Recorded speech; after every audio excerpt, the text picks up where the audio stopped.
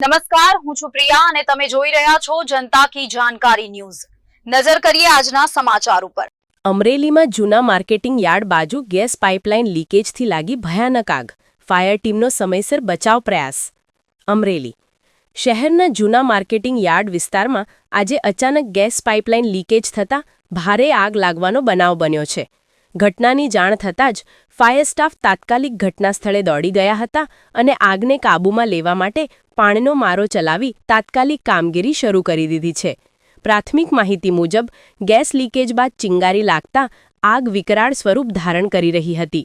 થોડા સમય માટે લાઇટનો કાપ મૂકવામાં આવ્યો હતો। ફાયર ફોર્સના જવાનો સતત પ્રયાસ કરી આગને કાબૂમાં લેવા પ્રયત્નશીલ છે।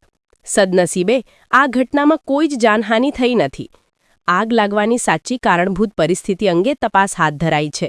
ઘટનાથી વિસ્તારમાં દહેશતનું વાતાવરણ સર્જાયું હતું, પરંતુ ફાયર વિભાગની સમયસરની કામગીરીને કારણે મોટું નુકસાન ટળ્યું છે। રિપોર્ટર સમીર ખોખર, વીજ પડી।